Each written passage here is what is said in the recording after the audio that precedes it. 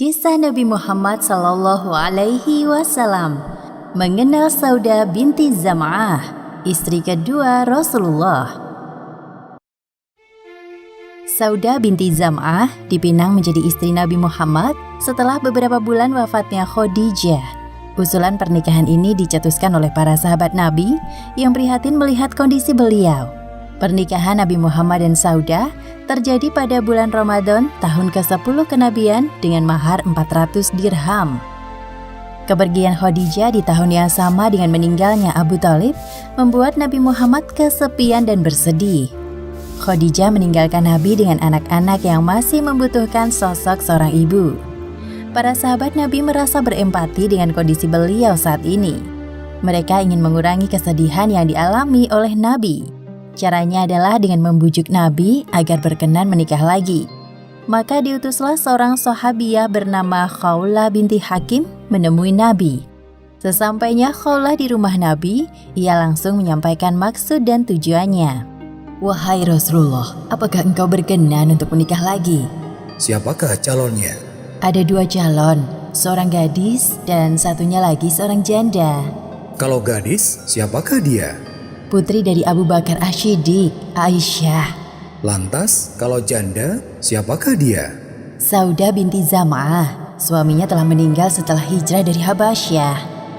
Khawlah menceritakan sekilas tentang sosok Saudah. Ternyata Saudah termasuk wanita yang masuk Islam pada masa awal kenabian. Disusul kemudian suaminya yang bernama Syakron bin Amru. Walaupun keislaman mereka ditentang oleh pihak keluarga masing-masing, Saudah tidak pernah meninggalkan ajaran Islam sampai sekarang. Akhirnya Nabi Muhammad menjatuhkan pilihan kepada Saudah binti Zam'ah. "Wahai Khawlah, pergilah menemui Saudah dan sampaikan lamaranku kepadanya." Sepanjang perjalanan menuju rumah Saudah, Khawlah merasa gembira. Baginya membuat Nabi bahagia sama dengan membahagiakan dirinya sendiri. "Wahai Saudah, aku membawa kabar baik untukmu." "Apa itu wahai Khawlah?" "Barusan aku bertemu dengan Rasulullah. Beliau mengutusku untuk melamarmu." "Untuk beliau?" "Iya, Rasulullah ingin melamarmu menjadi istrinya." "Bagaimana jawabanmu wahai Saudah? Apa engkau bersedia?" "Insya Allah aku bersedia wahai Khawlah. Namun sebaiknya engkau temui dulu ayahku setelah ini." Khawlah segera menemui ayah Saudah di kediamannya. Di usia yang telah lanjut, ayah Saudah bernama Zam'ah bin Qais belum juga beriman. "Wahai ayah Saudah, ada hal penting yang ingin aku sampaikan berkenaan dengan putrimu." "Bicaralah, aku siap mendengarkan." "Aku diutus oleh Muhammad bin Abdullah untuk melamar putrimu, Saudah, menjadi pendampingnya." Ayah Saudah yang mendengar perkataan Khawlah terdiam sejenak. Meskipun belum beriman, namun Zam'ah ayah yang bijaksana. "Oh Muhammad, dia pantas dipilih menjadi calon menantu. Dia tidak memiliki celah dan pria sempurna dalam pandangan manusia. Lalu apa yang harus aku khawatirkan, wahai Khawlah? Cepat, panggilkan Saudah kemari. Aku ingin mendengar jawabannya." Sesudah Saudah datang, Zam'ah langsung menanyakan jawaban perihal lamaran Rasulullah. "Wahai putriku, Khawlah telah mengatakan kepadaku tentang lamaran Muhammad. Apakah engkau menerimanya?" "Iya, aku menerimanya wahai ayah." "Baiklah kalau begitu, tinggal menunggu kedatangan Muhammad saja. Wahai Khawlah, bisakah engkau sampaikan kepada calon menantuku untuk datang?" "Iya, tentu saja. Terima kasih banyak wahai ayah Saudah." Tak membutuhkan waktu lama, Nabi Muhammad mendatangi ayah Saudah. Akhirnya Nabi Muhammad menikahi Saudah binti Zam'ah dengan mahar 400 dirham. Pada saat itu usia Saudah telah menginjak 55 tahun, sedangkan Nabi 50 tahun. Orang-orang yang mendengar kabar pernikahan Nabi dengan Saudah merasa heran. Saudah bukanlah wanita yang cantik atau berkedudukan tinggi, apalagi usianya sudah tidak lagi muda. Namun Saudah merupakan wanita yang taat, menyenangkan, dan suka bercanda.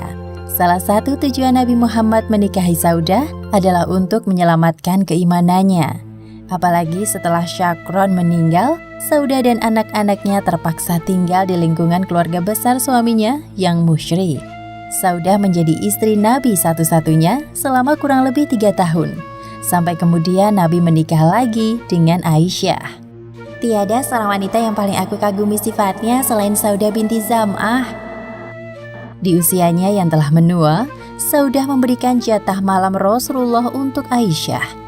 Sebagaimana yang disebutkan dalam hadis riwayat Bukhari dalam kitab An-Nikah nomor 4914 dan Muslim dalam kitab Ar-Ridho nomor 1463.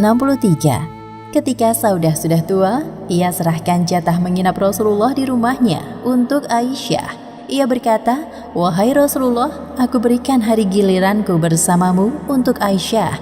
Sehingga Rasulullah memberikan jatah 2 hari untuk Aisyah, hari gilirannya dan hari Saudah. Saudah dikenal sebagai orang yang suka bersedekah. Ketika itu Umar bin Khattab mengirimkan 1 karung dirham untuk Saudah. Ini bagian untukmu, wahai Saudah. Apa ini wahai Umar? Sejumlah dirham. Hah? Semua ini isinya dirham? Terima kasih banyak wahai Umar. Setelah kepergian Umar, Saudah membuka karung berisi uang dirham yang banyak. Ia tersenyum dan membagikan semua uang tersebut kepada orang-orang miskin. Rasulullah pernah mengatakan bahwa istrinya yang akan menyusul lebih dulu setelah beliau wafat adalah yang paling panjang tangannya. Maksudnya di sini adalah gemar bersedekah. Ialah Saudah binti Zam'ah yang lebih dahulu meninggal di antara para istri Nabi yang lainnya.